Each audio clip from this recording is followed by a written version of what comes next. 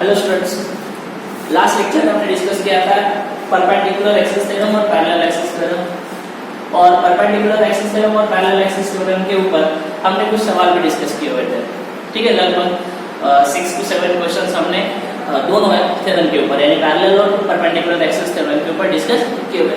आज थोड़ा आगे बढ़ते हैं और कुछ उसी टाइप के सवाल या फिर उसके अलावा कुछ अलग टाइप के सवाल जो आएंगे बेटा किस प्रकार से हो सकते हैं, उसमें हम पैरेलल और परपेंडिकुलर एक्सिस थ्योरम को किस तरह से यूज कर सकते हैं। जनरली मैक्सिमम सवालों के अंदर हम पैरेलल एक्सिस थ्योरम का यूज करेंगे। ठीक है, तो देखते हैं सवाल। तो लास्ट लेक्चर हमने डिस्क के बारे में पढ़ा था, रिंग के बारे में पढ़ा था, रॉड के बारे में पढ़ा था। अब उसी तरह से हम आगे बात कर लेते हैं। मान लेते हो बेटा आपके पास एक सपोज टू बी डिस्क रही होगी। क्या रही होगी बेटा? डिस्क, एक डिस्क। अगर तुम्हें मान लेता बेटा ये रही होगी ये डिस्क,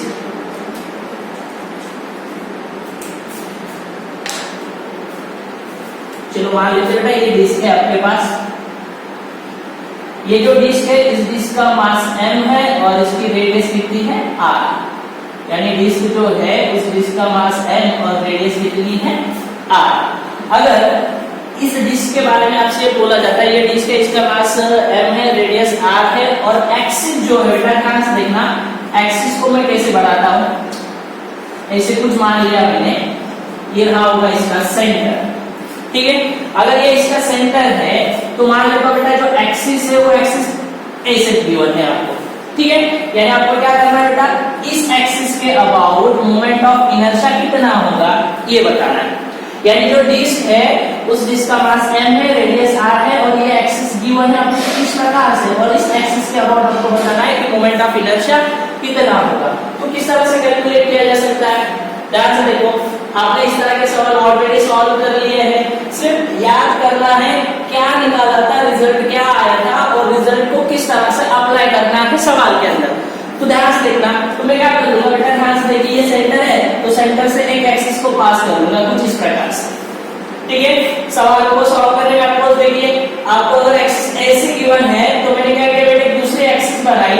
वो एक्सिस कहां से पास करे बेटा? इसके सेंटर से, यानी axis passing through centre of mass. Axis कहां से पास कर ली बेटा? सेंटर से, यानी इस डिस्क कहां से पास हो रही है? सेंटर ऑफ मास से पास हो रही है। और दूसरी एक्सिस सेंटर ऑफ मास से पास होने वाले एक्सिस से कैसी गिवन है? पैरेलल। कैसी गिवन है? पैरेलल। तो कौन सा थ्योरम अप्लाई होगा, परपेंडिकुलर एक्सिस थ्योरम या पैरेलल एक्सिस थ्योरम? बताओ तो जरा, कौन सा अप्लाई होने वाला है? पैरेलल एक्सिस थ्योरम, क्योंकि हम जानते हैं पैरेलल एक्सिस थ्योरम होता है I is equal to ICOM plus क्या होता है बेटा? MD square. क्या होता है? I is equal to ICOM plus MD square होता है। यानी ICOM यानी क्या? ये कहलाता है बेटा मोमेंट ऑफ इनर्शिया किस एक्सिस के अबाउट, जिस एक्सिस से क्या पास हो, मतलब सेंटर ऑफ मास से एक्सिस पास हो रही है उसके about moment of inertia m और d, यानी दोनों एक्सिस के बीच में दूरी कितनी। अब ध्यान से देखो, अगर मैं इस बात कर लेता हूं ये दूरी r है, ये दूरी कितनी है, यानी इसकी रेडियस कितनी बताइए r, ये भी कितनी है r। अगर ये r है तो ये जो दूरी रहेगी बेटा ये वाली दूरी ये कितनी हो जाएगी? तो ये आ जाएगी बेटा r/√2, क्योंकि एंगल कितना हो जाएगा यार 45। तो इसको आप क्या बोल सकते हो? sin 45 बोल लो या फिर cos 45 बोल लो। क्या बोल लो बेटा? sin 45 बोल लो या फिर cos 45 बोल लो। तो दूरी कितनी होगी बेटा? ये r/2 होगी। अब देखो इसको आपको क्या करना है बेटा, यहाँ पे शिफ्ट करना है। अब इसके अबाउट मोमेंट ऑफ इनर्शिया कितना होगा, यानी ICOM को अगर मैं लिखता हूँ, ICOM को अगर मैं लिखता हूँ, यानी इस एक्सिस के अबाउट अगर मैं मोमेंट ऑफ इनर्शिया लिखता हूँ तो ICOM की वैल्यू कितनी आ गई? mr²/4। कितने आ गई यार? इस एक्सिस के अबाउट कितना होता है? mr²/4 होता है। ध्यान से देखो, अगर ये mr²/4 है यानी अब I निकालना आसान हो चुका है। ICOM की वैल्यू कितनी लिखोगे? mr²/4 कितनी हो जाएगी? mr²/4 प्लस m, और दूरी कितनी है बताओ तो जरा, दूरी r/√2 का होल स्क्वायर आ जाएगा। यानी यहां से अगर आप कैलकुलेट कर लोगे तो कैलकुलेट करने पर कितना हो जाएगा? mr²/4 प्लस ये हो जाएगा mr²/2। ठीक है ना, होगा कि नहीं होगा? यानी कितना आ जाएगा बेटा ये बताओ तो जरा, कितना आना है ये? तो ये आ जाएगा बेटा कितना mr² / 4 प्लस 2mr² / 4, ये तो आ रहा है, ठीक है ना। यानी कितना हो रहा है बेटा 3mr² / 4 के बराबर, इसके बराबर आ रहा है यार, ये 3mr² / 4 के बराबर ये आ जाएगा आपका आंसर। बात समझ में आ रही है, कितना हो जा रहा है ये 3mr² / 4 के बराबर, ये रहेगा बेटा इस एक्सिस के अबाउट आने वाला मोमेंट ऑफ इनर्शिया। अब ध्यान से देखो, अगर मैं एक्सिस को इसी सवाल के अंदर, यानी ये जो सवाल आपके पास है इसी सवाल के अंदर अगर मैं एक्सिस को थोड़ा चेंज करके दे देता हूं, यानी इसी सवाल में क्या करता हूं बेटा, मान लिया आपको यहाँ पे एक्सिस गिवन है, ऐसे कुछ क्रॉस बना रहा हूं बेटा, ध्यान से देखना, ऐसी कुछ एक्सिस गिवन है और आपको बताना बेटा इस एक्सिस के अबाउट मोमेंट ऑफ इनर्शिया कितना होगा। तो अगर आपको इस एक्सिस के अबाउट मोमेंट ऑफ इनर्शिया बताना है, यानी अगर मैं इसको मान लेता हूं बेटा ये i' आपको कैलकुलेट करना है, क्या करना है आपको i' कैलकुलेट करना है, तो क्या करना होगा, तो आपको यहाँ पे एक एक्सिस बनानी होगी, ठीक है, यानी ये क्रॉस है, ये भी क्रॉस है और दोनों क्या रहेंगे एक दूसरे से बोलो पैरेलल। अब इसके अबाउट कितना होता है डिस्टेंस, ये mr² / 2 और कितने दूरी पर है आगे ये बोलो √2 दूरी पर है, r/√2 दूरी पर है, तो बस i' निकालना भी आसान है, सो क्या लिखोगे i' इज इक्वल टू, अब ध्यान से देखो यार ऐसा ये ऐसे है, समझाने की कोशिश कर लेता हूं, ये ऐसे एक्सिस रहेगी, यानी दोनों क्या एक दूसरे से पैरेलल, ध्यान से देखो ये दोनों एक्सिस कुछ इस प्रकार से, दोनों के बीच में दूरी कितनी है r/√2 है, ठीक है, तो कैसे कैलकुलेट करना होगा, i' अगेन क्या आ जाएगा बेटा ICOM, यानी i is equal to i' sorry i' is equal to ICOM plus क्या आ रहा है बेटा ये md², तो ICOM कितना हो जाएगा, ये आ जाएगा mr² / 2 प्लस ये m और डिस्टेंस कितना है, दोनों के बीच में दूरी कितनी है r/√2, उसका स्क्वायर कर लो, तो क्या आ रहा है बेटा ये आ जा रहा है mr² / 2 प्लस, बोलिए ये हो जाएगा mr² / 2 प्लस mr² / 2 आ जाएगा, ठीक है ना, यानी कितना आ रहा बेटा ये 2mr² / 2, यानी फाइनलाइज करते हुए क्या आंसर निकल के आएगा यार mr²। तो आपका एक्सिस कहीं पे भी दी हो, यानी किसी भी एक्सिस के अबाउट आपको अगर मोमेंट ऑफ इनर्शिया कैलकुलेट करने के लिए बोला जाता है तो डरने की बात नहीं है, सिर्फ जो फंडामेंटल्स है बेटा उनको अच्छे से याद कर लो और उसके हिसाब से अगर आप डायग्राम को समझते हो, एक्सिस को अच्छे से समझते हो, तो आप इजीली किसी भी एक्सिस के about moment of inertia calculate कर सकते हो, उसमें आपको दिक्कत नहीं आने वाली, ठीक है।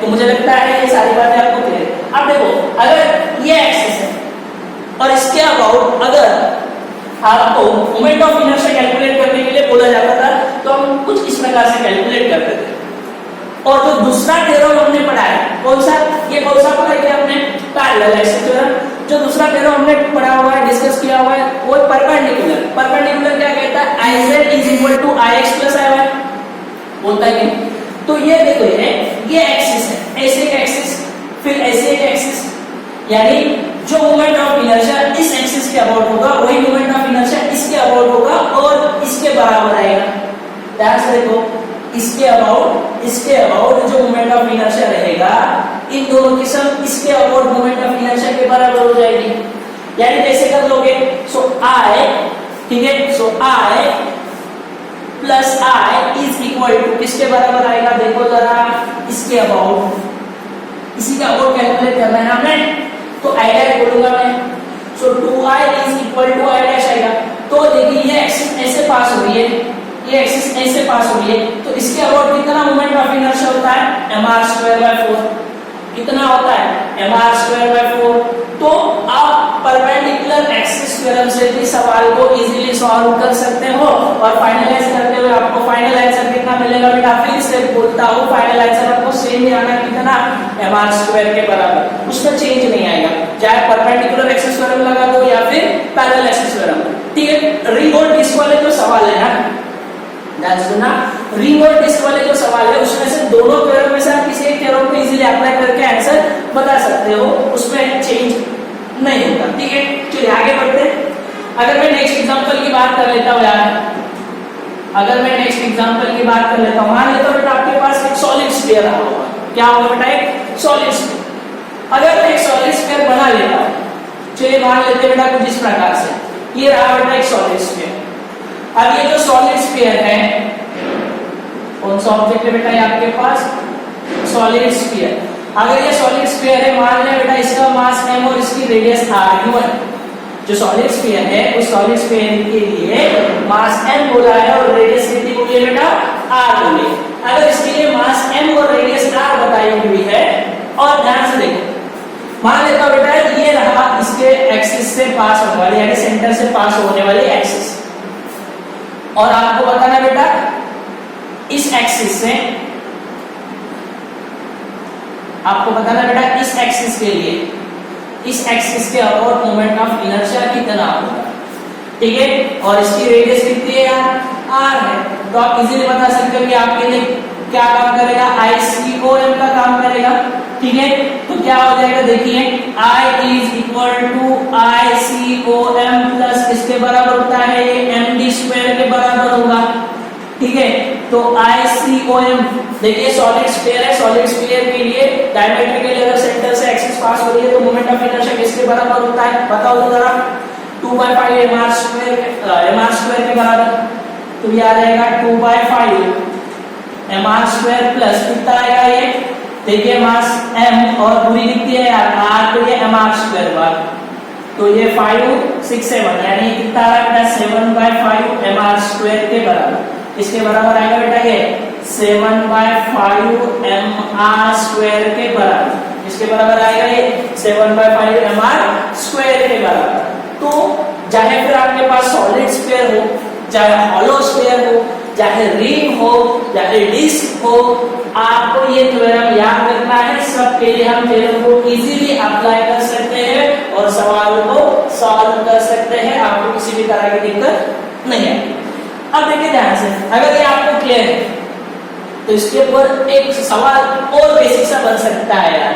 हालांकि उसके बारे में ऑलरेडी स्टार्टिंग में जब आपको मोमेंट ऑफ इनर्शिया पढ़ाया था उसी वक्त मैंने बताया था कि सेंटर ऑफ मास से एक्सिस जो पास होती है, सेंटर ऑफ मास से जो एक्सिस पास होती है उसके अबाउट मोमेंट ऑफ इनर्शिया कैसे होता है बेटा? मिनिमम होता है या मैक्सिमम? क्या बताया था? तो उसके अबाउट मोमेंट ऑफ इनर्शिया क्या होता है? मिनिमम होता है। एक्सिस जो है बेटा, एक्सिस ऑफ रोटेशन या एक्सिस बोलो, अगर वो सेंटर ऑफ मास से पास हो रही है तो उसके अबाउट आने वाला मोमेंट ऑफ इनर्शिया क्या होता है बेटा? मिनिमम कहलाता है। अब उसके ऊपर सवाल किस तरह से बन सकते हैं देखते हैं। सवाल किस तरह से बन सकते हैं, तो मान लेता हूं बेटा ऐसे कंसीडर कर लेते हैं हम कि सवाल कुछ इस प्रकार से हो सकता है, जैसे कि मैंने ऐसे बोला कि इफ, सवाल देखिए, if r is equal to 2x square minus 2x plus 4। क्या बोला बेटा मैंने कि if i is equal to 2x square minus 2x plus 4, ये मैंने बोल दिया कि जो i होता है वो i किसके बराबर आएगा? 2x square minus 2x plus 4 के बराबर। और आपको बोला जाता है find centre of mass coordinates, find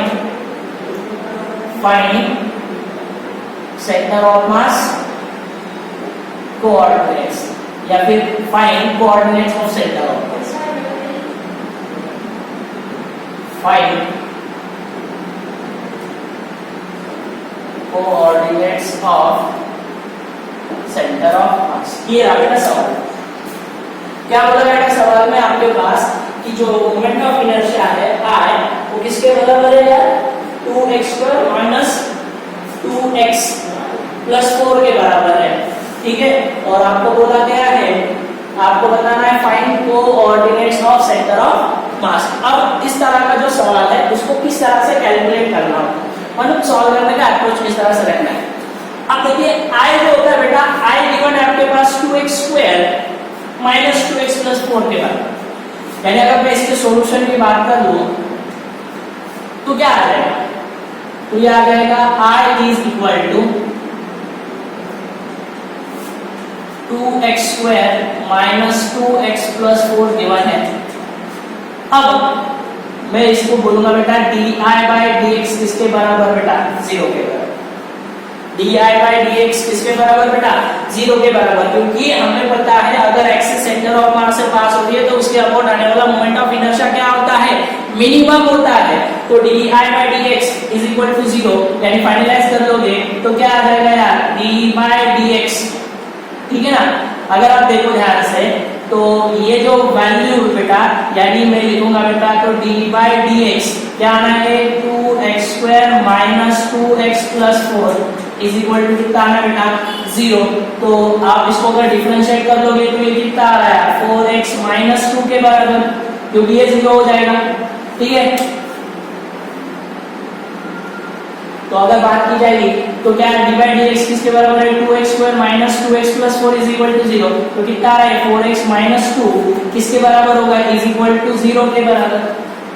समझ में आई बात, यानी अगर मैं x को कैलकुलेट कर लूंगा तो x जो आएगा बेटा, यानी 4x इज इक्वल टू किसके बराबर आ रहा है बेटा, 2 के बराबर। तो x इज इक्वल टू कितना आ रहा है बेटा, बताओ तो सही, हाफ। तो ये इसका आंसर हो जाएगा, ठीक है। तो x की वैल्यू कितनी हो गई है, हाफ। तो सवाल आपको इस कैटेगरी का भी मिल सकता है, सवाल इस कैटेगरी का भी आ सकता है, सवाल इस कैटेगरी का भी आ सकता है। तो मैक्सिमम जितने सवाल मोमेंट ऑफ इनर्शिया के ऊपर आ सकते हैं हम डिस्कस कर रहे हैं, ठीक है। तो मुझे लगता है कि अगर आपके पास इस तरह का सवाल आता है, ठीक है, आपके पास अगर कुछ इस तरह का इस टाइप का अगर क्वेश्चन आता है तो उसको सॉल्व करने में आपको कुछ दिक्कत होगी। अब और एक सवाल बन सकता है, ध्यान से देखो, और एक सवाल क्या हो सकता है सवाल, अगर ये आपको क्लियर है बेटा तो यहीं पे मैं आपको उसको डिस्कस कर देता हूं तो आपको क्लैरिटी और अच्छे से आ जाएगी। तो सवाल क्या हो सकता है, जैसे कि फॉर एग्जांपल आपको पता है कि अगर मैं डिस्क ले लेता हूं या नहीं ले लेता हूं, अगर मैं ऑब्जेक्ट कोई भी ले लेता हूं, डिस्क मान लीजिए या रिंग मान लीजिए, अगर डिस्क है या रिंग है उसके सेंटर से एक्सिस पास हो रही है और उसके प्लेन से अगर परपेंडिकुलर है तो उसके अबाउट आने वाला मोमेंट ऑफ इनर्शिया आपको पता है। रिंग के लिए कितना हो जाएगा, mr स्क्वायर, और डिस्क के लिए कितना हो जाता है, mr स्क्वायर बाय 2। अगर वो डायमेट्रिकली है तो रिंग के लिए हो जाएगा mr स्क्वायर बाय 2 और डिस्क के लिए हो जाएगा बेटा कितना, mr स्क्वायर बाय 4। ये आपको पता है। अब ध्यान से देखो, अगर मैं सबसे पहले रिंग की बात कर लेता हूँ, क्या बता रहा हूँ उसको समझ लेना बेटा, ये बहुत काम की चीज है, ठीक है, आपको बार बार इसको यूज करना है। तो अगर मैं सबसे पहले मान लेता हूँ बेटा रिंग की बात कर लेता हूँ, सपोज टू बी रिंग ले लेता हूँ।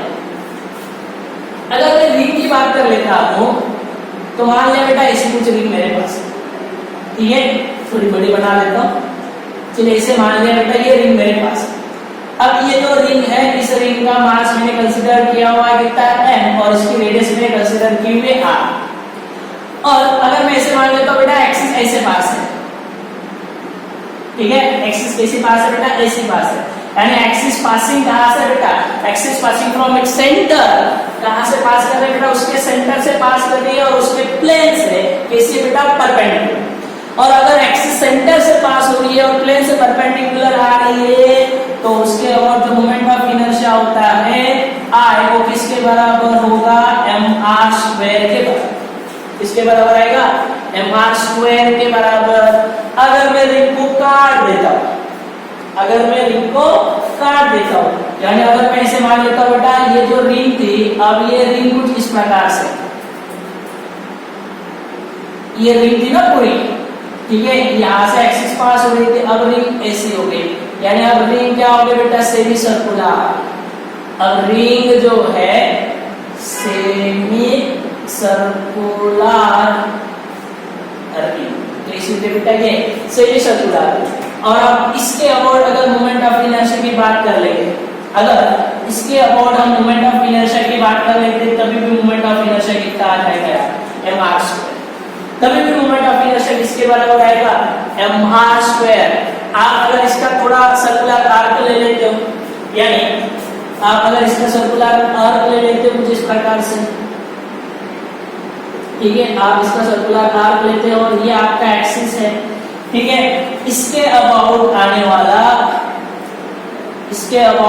वाला जो मोमेंट ऑफ इनर्शिया होगा वो भी कितना आएगा यार, mr²। जरा पूरी बॉडी कंसिडर कर लो, आधी बॉडी कंसिडर कर लो, या फिर उसका आर्क ले लो, तभी भी मोमेंट ऑफ इनर्शिया क्या रहने वाला है, सेम ही होने वाला है। तभी भी मोमेंट ऑफ इनर्शिया क्या रहने वाला है यार, सेम होने वाला है। अब जैसे कि रिंग के बारे में हमने पढ़ा, जैसे हमने रिंग के बारे में पढ़ा, वैसे अगर हम डिस्क के बारे में पढ़ते हैं तो जैसे हमने रिंग के बारे में डिस्कस किया, वैसे अगर हम डिस्क के बारे में बात कर लेते हैं तो डिस्क के बारे में भी क्या हो जाएगा यार, जो रिंग के बारे में पढ़ा सेम डिस्क के बारे में भी अप्लाई किया जा सकता है। ऐसे कि मैं मान लेता हूं बेटा मेरे पास एक डिस्क, अगर रिंग की जगह क्या है, एक डिस्क है, और अगर मैं डिस्क को कंसीडर कर लेता हूं बेटा, डिस्क की जो मास है, डिस्क का जो मास है वो m है और रेडियस कितनी है r, और ये एक्सिस गिवन है आपके पास। कहां से पास हो रही है, सेंटर से। कहां से पास हो रही है, सेंटर से, और प्लेन से कैसी है, परपेंडिकुलर। तो इसके अबाउट आने वाला मोमेंट ऑफ इनर्शिया किसके बराबर होगा, mr²/2 के बराबर। किसके बराबर आएगा वो बताइए जरा, mr²/2 के बराबर। अगर वो mr²/2 के बराबर, तो आगे डिस्क को मैं अगर काट देता हूं, यानी वो डिस्क कंसीडर कर लेता बेटा एज एक सेमी सर्कुलर डिस्क, ठीक है, इस तरह से, और मान लें बेटा ये रहा एक्सिस, क्या कंसीडर कर लिया बेटा मैंने, ये इसकी रेडियस में बोला कितनी थी, r है, और अब ये क्या हो गई, सेमी सर्कुलर डिस्क हो गई, ठीक है। अगर ये सेमी सर्कुलर डिस्क हुई तो इसके अबाउट आने वाला मोमेंट ऑफ इनर्शिया अब भी कितना आएगा, mr²/2 के बराबर। अभी भी कितना होगा वो, mr²/2 के बराबर। अब इसका अगर एक सेक्टर ले लेते हैं, यानी अगर मैं इसको मान लेता हूं बेटा, इसका इस तरह से एक सेक्टर आप कंसीडर कर लेते हो कुछ इस प्रकार से, ठीक है, और ये एक्सिस है। अब ये अगर एक्सिस है, और अगर मैं इसे अभी भी मान लेता हूं बेटा, इसके अबाउट आने वाला मोमेंट ऑफ इनर्शिया इसके बराबर आएगा mr²/2 के। तो याद रखा यार, पूरे बॉडी का जो मोमेंट ऑफ इनर्शिया होता है, पूरे बॉडी का जो मोमेंट ऑफ इनर्शिया होता है, सेमी सर्कुलर का भी उतना होगा, चाहे उसका आर्क ले लो या फिर एक सेक्टर ले लो, उसका भी मोमेंट ऑफ इनर्शिया कितना होगा, पूरे बॉडी के मोमेंट ऑफ इनर्शिया के बराबर ही होगा। बात समझ में आती है। फिर चाहे वो डिस्क हो या रिंग हो। सर ये क्यों पढ़ाया, ये क्यों बताया, क्योंकि कभी कभी क्या होता है, सवाल जो आता है ना बेटा थोड़ा अलग कैटेगरी का होता है। यानी क्या हो सकता है सवाल में, जैसे कि फॉर एग्जांपल अब तक हमने जितने सारे सवाल पढ़े, उस सवाल के अंदर हम पूरे रिंग या पूरे डिस्क की बात कर लेते थे, के अंदर हम रिंग को पूरा कंसीडर कर लेते थे या डिस्क को पूरा। कभी हमने सेमी सर्कुलर डिस्क या रिंग की बात कर ली क्या, नहीं। लेकिन कभी कभी क्या होता है, सेमी सर्कुलर डिस्क या सेमी सर्कुलर रिंग के ऊपर भी आपसे सवाल पूछा जा सकता है, तो आपको ये पता होना चाहिए सर किस कैटेगरी का सवाल हो सकता है। देखते हैं, मैं आपको सवाल बताता हूँ, आप कोशिश करना, और मैं ये भी बता देता हूँ बेटा कि आप गलती कहाँ कर लोगे वहां पे। जैसे कि फॉर एग्जाम्पल मैं इसे मान लेता हूँ बेटा, एग्जाम्पल के तौर पर बता दे रहा हूँ कि आपके पास एक डिस्क गिवन है। क्या गिवन है बेटा, आपके पास एक डिस्क। अब डिस्क गिवन है तो अब तक हमने पूरी डिस्क पढ़ी थी, लेकिन अब मैं इसे बोल देता हूँ कि आपके पास एक सेमी सर्कुलर डिस्क गिवन है। अब सेमी सर्कुलर डिस्क गिवन है, जैसे कि फॉर एग्जांपल ऐसे कुछ मान लेता हूँ, ये सेमी सर्कुलर डिस्क आपके पास गिवन है, ठीक है। अब ये जो सेमी सर्कुलर डिस्क आपके पास गिवन है, और यहां से बोल लेता हूँ बेटा एक्सिस पास होगी, ठीक है ना, कोई दिक्कत की बात नहीं होगी।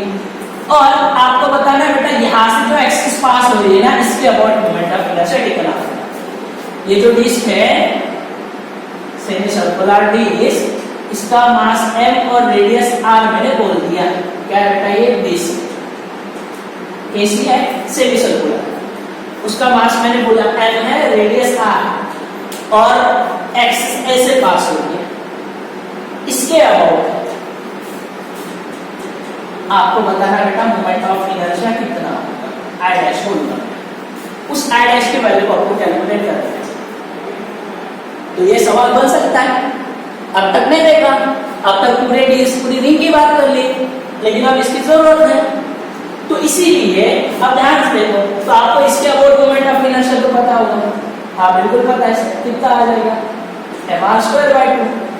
सर ये mr²/2 होगा, यहाँ से लेकर यहाँ तक की दूरी r हो जाएगी, ठीक है। फिर हम क्या करेंगे, पैरेलल एक्सिस थ्योरम लगाएंगे, तो I' हम बोलेंगे ICOM प्लस कितना बेटा md²। सो फिर ICOM की वैल्यू हम लिखेंगे बेटा कितनी, mr²/2 प्लस ये md कितना आ जाएगा, ये आ जाएगा बेटा कितना mr²। ऐसे कुछ कर लोगे ना इससे कुछ, सर ये फिर फाइनल करते हुए हमारा आंसर बन जाएगा which is equal to 3/2 mr²। लेकिन ये क्या है बेटा, बिल्कुल गलत है,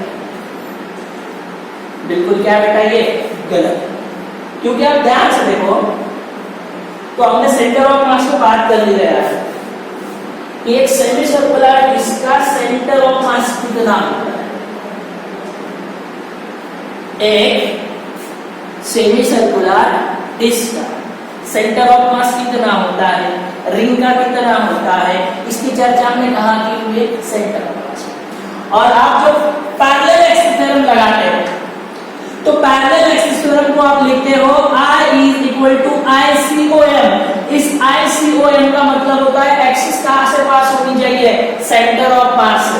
कहां से पास होनी चाहिए, सेंटर ऑफ मास से। तो एक्सिस यहाँ पे इसकी सेंटर ऑफ मास से थोड़ी पास होती है भाई साहब, नहीं, एक्सिस इसके सेंटर ऑफ मास से पास नहीं हो रही है। इसका सेंटर ऑफ मास कहां लाई करेगा यार, इसका सेंटर ऑफ मास यहाँ को ही लाई कर जाएगा, और वो कितना होता है, होता बेटा 2r/5। ये पढ़ा हुआ ऑलरेडी, हमने जब बात कर ली थी बेटा कहां पे, सेंटर ऑफ मास में, तो वहां पे हमने सेंटर ऑफ मास रिंग का भी पढ़ा हुआ है, डिस्क का भी पढ़ा हुआ है। तो सबसे पहले आप इसका सेंटर ऑफ मास आपके पास आ गया, अगर ये सेंटर ऑफ मास है बेटा, तो यहाँ से लेकर यहाँ तक दूरी हो जाएगी आपके पास आ गई। अब यहाँ से यहाँ तक की दूरी आपके पास आ गई बेटा, तो अब यहाँ से इसका पता है कितना, mr²/2, इसका पता है आपके पास कितना है, दूरी पता है, तो आप पैरेलल लगा दो। पैरेलल लगाने के बाद इसके पास आपकी जो वैल्यू आ जाएगी, फिर यहाँ से लेकर यहाँ तक की दूरी आ गई, और फिर उसको कैलकुलेट कर लीजिए, आपको फाइनल आंसर मिल जाएगा, ठीक है। तो मैं सिर्फ आपको इंट्रोड्यूस कर रहा हूँ बेटा, अब ये बहुत आगे की बात है इस टाइप का सवाल आना, ठीक है, लेकिन पॉसिबिलिटी है बेटा क्वेश्चन किसी भी प्रकार के आ जाए, हम मतलब सवाल की जो पॉसिबिलिटी वो किसी प्रकार से हो सकती है, लेकिन हम उतने कैपेबल होने चाहिए कि किसी भी कैटेगरी का सवाल हमारे पास आए, एटलीस्ट उसको सॉल्व करने का अप्रोच हमारे पास हो जाए, ठीक है। तो इसको सॉल्व करने का अप्रोच किस प्रकार से, इसको किस तरह से सॉल्व किया जा सकता है, इसकी चर्चा हमने कर ली है, ठीक है। अब आगे बढ़ेंगे, तो आई थिंक मतलब मुझे ये लगता है कि आपको ये सवाल अगर आ भी जाता है तो आप इसको इजीली सॉल्व कर सकते हो, ठीक है। आगे बढ़ते हैं और सवाल डिस्कस कर लेते हैं। अब देखिए बेटा, एक तो सवाल हो गया, अब तक हमने इंडिविजुअल बॉडीज की बात कर रहे थे, यानी क्या हमने क्या बोला कि एक रिंग एक डिस्क वगैरह, लेकिन आप कुछ कंबाइंड सिस्टम की भी बात हम कर लेते हैं, तो उसके ऊपर बहुत सारे सवाल बन सकते हैं। एक बेसिक सवाल जो है उसकी बात कर लेते हैं यहाँ पे, जैसे कि फॉर एग्जांपल मान लेता हूं बेटा आपके पास रिंग, क्या है बेटा रिंग, और अब एक रिंग में आपके पास दो रिंग है। सवाल देखिए, मैंने बोला आपके पास रिंग है, क्या है रिंग, और एक रिंग ना होके कितनी है, दो रिंग है, और दो रिंग है तो है, लेकिन कैसी है, देखिए जरा ध्यान से। एक जो रिंग है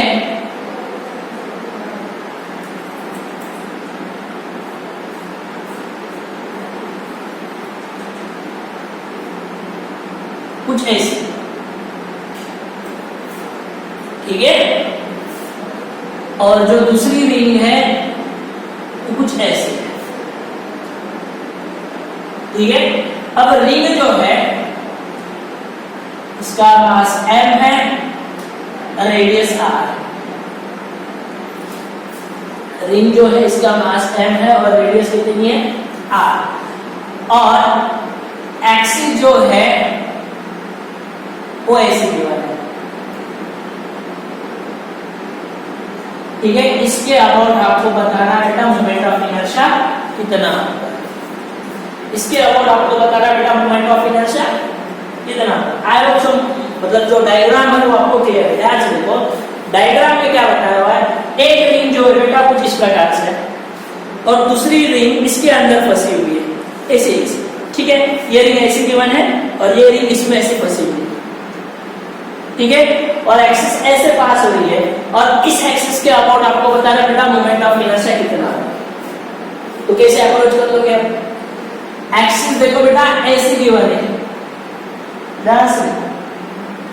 तो अप्रोच क्या रहेगा कि आप क्या कर लोगे, इसके सेंटर से जो पास हो इसके अबाउट आपको मोमेंट ऑफ इनर्शिया पता है कितना होता है। इसके about moment of inertia ring है, बताओ जरा। I इज इक्वल टू आ जाएगा बेटा कितना, mr²। कितना आ जाएगा, mr²। अब इसको कहां पे लेके जाना है यार आपको, बताओ जरा।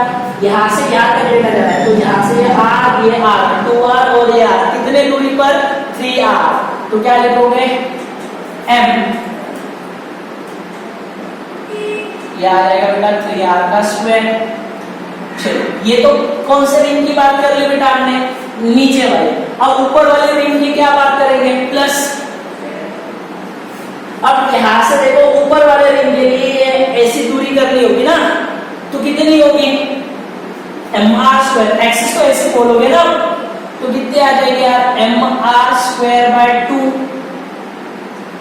डायमेट्रिकली ना वो कितना आ जा रहा है, mr²/2 प्लस कितना आ जाएगा यार, mr²। कितना आ जाएगा ये, mr²। अब ध्यान से देखो तो कितना होगा ये, बताओ जरा। ये आ जाएगा mr² प्लस 9mr² प्लस, बताओ तो जरा। ये 2 3mr²/2। ठीक है ना, यानी कितना हुआ ये, 10mr² प्लस 3mr²/2, यानी फाइनलाइज करते हुए ये 23mr²/2 के बराबर आ रहा है। कितना आ रहा है ये, 23mr²/2 के बराबर आपका आंसर बन जाना है। इसके बराबर 23mr²/2 के बराबर आपका फाइनल आंसर बन जाना है। तो अब कैटेगरी वाइज अगर आप देखोगे तो सवाल इस तरह से भी बन सकता है, सवाल इस तरह से भी बन सकता है। जितने सारे सवाल आपको हमने डिस्कस किए वो सारे सवाल आप पैरेलल एक्सिस थ्योरम से या परपेंडिकुलर एक्सिस थ्योरम से सॉल्व कर सकते हैं। मैं फिर से बोल रहा हूँ बेटा, मैक्सिमम सवालों के अंदर हमें परपेंडिकुलर के जगह क्या यूज करना होगा, पैरेलल, क्योंकि सवाल जो बनना है बेटा आसान बनना है, पैरेलल एक्सिस थ्योरम को यूज करके। अब अगर मैं इसको उल्टा कर देता हूँ, अगर इसी सवाल को मैं उल्टा लिख देता हूँ, चेंज कर देता हूँ, यानी क्या, अगर मैं इसको ऊपर बढ़ा लूं और इसको नीचे बढ़ा लूं, तभी भी कोई दिक्कत आएगी क्या? अगर मैं सवाल को चेंज कर देता हूँ, यानी सवाल को क्या कर देता है बेटा, मैं इसको नीचे अभी ये ऊपर बना लूंगा और इसको नीचे, तभी भी आंसर देखो वैरी करके, मतलब चेक करके कि आंसर वही आ रहा है क्या, यानी 23mr²/2 ये आंसर आपको मिलेगा क्या, ये चेक करके बताना मुझे, आंसर वही मिलने वाला है। आपको ये पता चलेगा कि सर कैसे भी सवाल हो ना, मतलब ये ऊपर हो या ये नीचे हो, सॉल्व करने का अप्रोच देखो। सबसे पहले नीचे से सॉल्व करना है, नीचे वाली रिंग लेना है, फिर ऊपर वाली रिंग लेना है, और फाइनलाइज करते हुए आपका आंसर मिल जाएगा, which is equal to 23mr²/2 के। ठीक है, तो यहाँ तक आपको क्लियर होगा। अब ट्रायंगुलर प्लेट वाले भी सवाल बन सकते हैं, क्या बन सकता है यार, ट्रायंगुलर प्लेट वाले सवाल। अब ट्रायंगुलर प्लेट वाले सवाल कैसे बन सकते हैं, इसकी चर्चा हम कर लेते हैं। ट्रायंगुलर प्लेट वाले सवाल,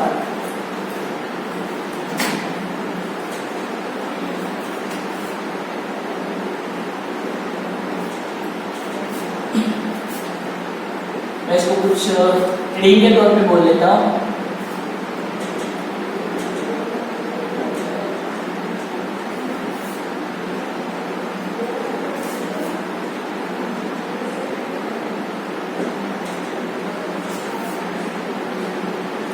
न्यूमेरिकल्स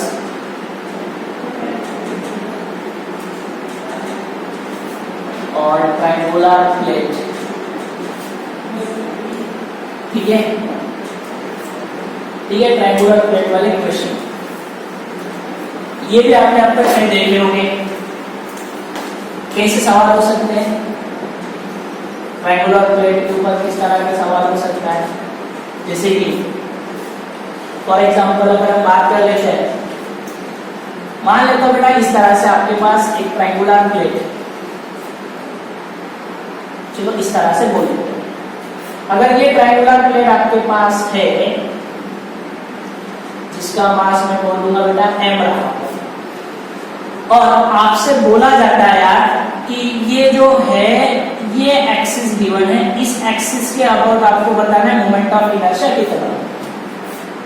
अब सर इस तरह के सवाल को ऑलरेडी मतलब हमने जितने सारे सवाल डिस्कस किए हुए उसमें सिर्फ हमने देखा कि रिंग, डिस्क, ये सारी बातें, तो ट्रायंगुलर प्लेट तो नहीं आया हुआ है।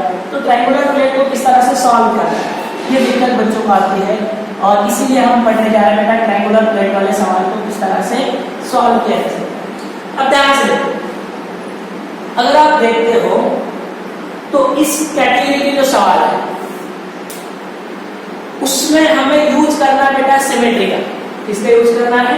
सिमेट्री। यानी जब हम सिमेट्री का यूज करेंगे बेटा तो सवाल को सॉल्व करने का सबसे आसान सा अप्रोच हमारे पास होगा। मतलब समझा, अगर मुझे इस एक्सिस के अबाउट मोमेंट ऑफ इनर्शिया बताना है तो अभी देखो मैं क्या बना रहा हूं बेटा, मान लिया बेटा ये गिवन होगा बेटा सवाल में हमें कि इसकी साइड a है, कितनी है साइड a, ये हमें गिवन है बेटा सवाल में, इसकी साइड कितनी है a। तो सबसे पहले क्या कर लो, इसका जो मास m है और ये जो जिस तरह से है सारे उसी तरह से बना लो। यानी किस तरह से होगा, इस तरह से कुछ बिल्कुल सिमेट्रिकली हमें सारी बातें बनानी है।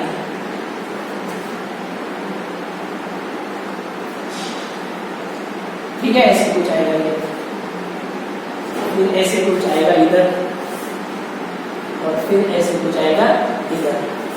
तो ये क्या बन गया, एक स्क्वायर प्लेट बन गया। क्या बन गया बेटा, ये स्क्वायर प्लेट। अब देखो अगर ये स्क्वायर बन गया, अगर ये स्क्वायर है तो इस स्क्वायर प्लेट से बिल्कुल सेंटर से पास होने वाले एक्सिस के अबाउट मोमेंट ऑफ इनर्शिया कितना होता है, ma²/6।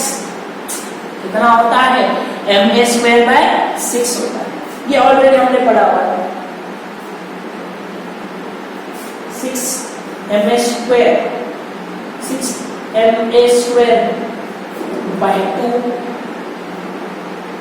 ठीक है, स्क्वायर प्लेट। ठीक है, स्क्वायर प्लेट की हम बात कर रहे हैं। तो अब देखो इसकी जो साइड आएगी बेटा, ये a है, ये a है, तो ये कितना हो जाएगा √2a, ये कितना आ जाएगा √2a, ये भी कितना आ जाएगा √2a, और ये भी कितना आ जाएगा √2।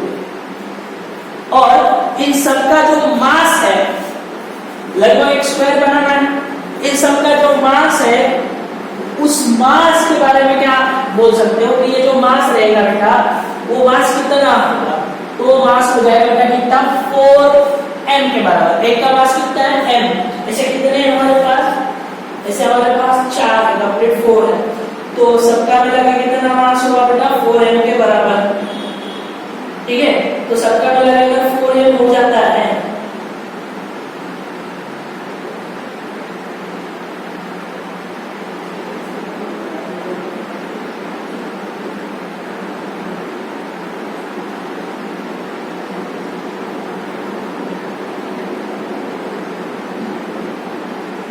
ठीक है, सबका मिला के कितना हो जाएगा बेटा 4,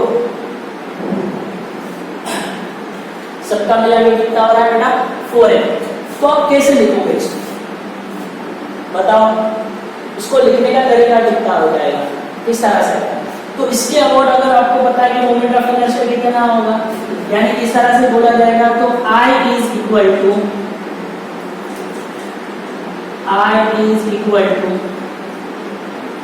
ये हो जाएगा बेटा कितना ma²/6 ना, तो तो यहाँ पे फाइनलाइज करते हुए मैं इसे बोलूंगा m, और कितने दूरी पर है यार ये √2a का स्क्वायर बाय 6, ठीक है ना। ये किसका हुआ बेटा टोटल, मतलब इसमें 4 लगेगा यहाँ पे 4। अब ये किसका हुआ बेटा टोटल। अब मुझे इसमें से किसका होना है बेटा सिर्फ एक का, तो इसको मैं 1/4 कर दूंगा। तो यहाँ से ये 4 गेट कैंसल, और फाइनलाइज करते हुए मेरे पास जो आएगा वो आ जाएगा बेटा m, ये कितना हो रहा है बेटा 2a² बाय 6, यानी कितना आ रहा है बेटा फाइनलाइज करते हुए ma² बाय 3। यह है सर कितना आएगा ma² बाय 3 के बराबर। अब कोई बोलेगा सर अगर सिमेट्री लेनी थी, अगर कोई बोलता है कि सर अगर सिमेट्री लेनी थी तो इसको क्यों कंप्लीट करने लिया, इसे क्यों कंप्लीट कर लिया इस तरह से, ये भी तो सिमेट्रिकल होता है। लेकिन इस एक्सिस के अबाउट थोड़ी होता है यार, मुझे इस एक्सिस के अबाउट सिमेट्री होगी। क्या करना होगा बेटा, इस एक्सिस के अबाउट सिमेट्री होगी, तभी तो मैं इसको पूरा बना रहा हूँ, ठीक है। अब अगर मुझे यहाँ पे अगर एक्सिस होती तो ये चल जाता, देखो कैसे बना लेता हूँ उसी तरह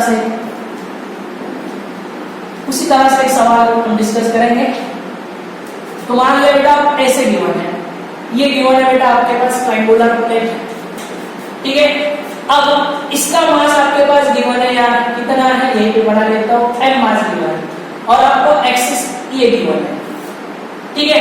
अब बन जाता सर, अब बिल्कुल बन जाता सिमेट्री। देखो अगर इसकी साइड ये है, ठीक है, और ये भी साइड कितनी है a, तो अब बिल्कुल सिमेट्री बन जाती थी। देखो ध्यान से,